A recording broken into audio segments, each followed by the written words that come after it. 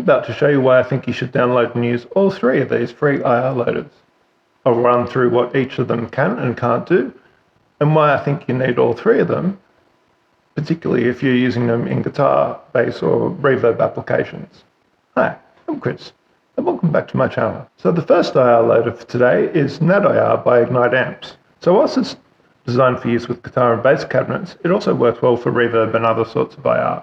So as you can see, it has two slots, and there's the usual high pass and low pass controls per slot, as well as a delay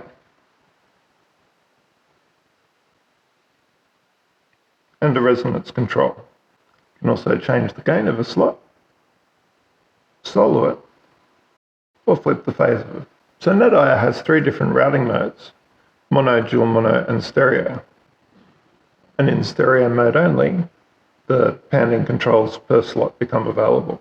There's also a controllable amount of room sound. And then there's the balance control, which is actually a mixed control for the blend between the left and the right slots. And that's only available in mono and dual mono modes. So one important thing to note is NADIR is zero latency, so it's especially useful for use in tracking situations. And although it does have bundled IRs included, let's just say that they aren't anything to write home about. So the second IR loader is the one within the free version of the Amp Blocker plugin by Audio Assault. So from the default screen, you just click on the cabs tab, and that will open that up. So by default, it opens up with both slots in 3D cabinet mode. It's where you can move microphones around and so on. But there is also a mode for loading normal IRs. To get to that mode, you simply click on this drop down and choose IR loader from the top. Like we saw with NADIR, there's high pass and low pass controls on the individual slots. It also has a pan control per slot, which NADIR doesn't have, but it is missing the delay that NADIR has. So each slot also has an impact control, which has a choice of 6 different impact algorithms and a dial-in impact amount. So what this is a simulator of non-linearity for guitar cabinets, sort of similar to Bogren IR-DX, if you've come across that before. So one quality of life aspect is you can save your IR folders basically as favorites within here for easy access, which you can't do within NADIR. So for example, my one there, and then there's my collection of IR folders. So looking at the 3D cabinets, there are a lot of options, and I find this is really good for quickly dialing in a tone. Each 3D cabinet has a total of 11 different microphone options.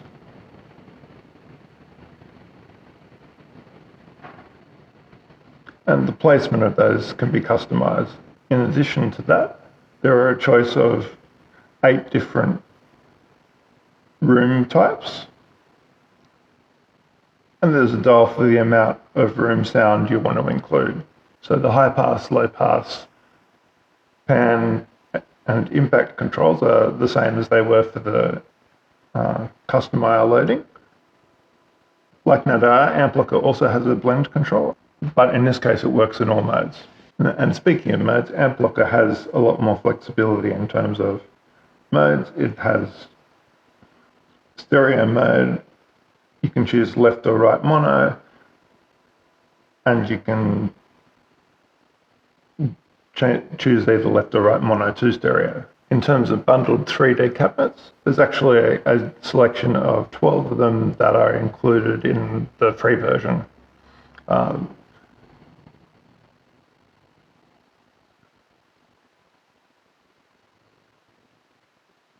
And there are a variety of 2x12 and 4x12 cabinets.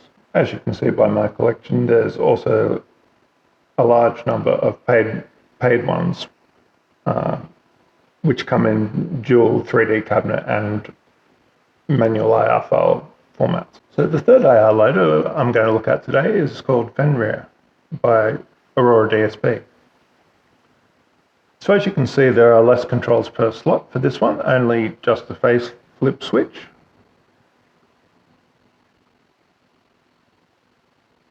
It does, however, have a toggleable frequency response display per slot,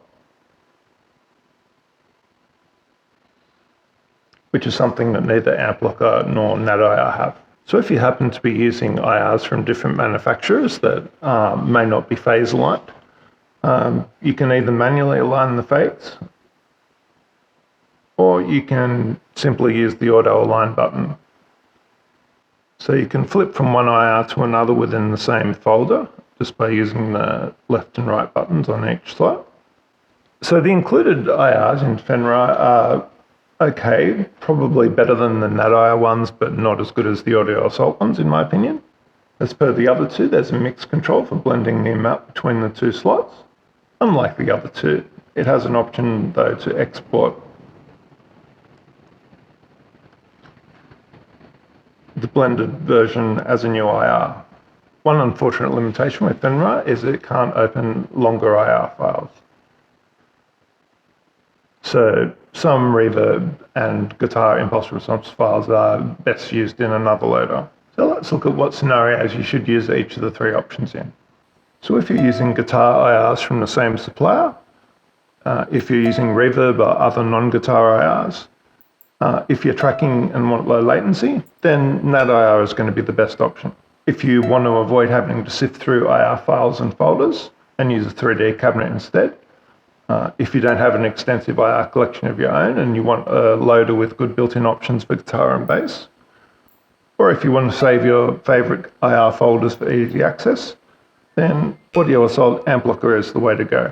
If you want to be able to easily save a blended IR, if you're working with IRs from different suppliers that may not be phase aligned, if you want to use frequency response graphs to help you narrow down what IRs to choose if you're doing, say, a custom IR blend, then Fenrir is the only choice.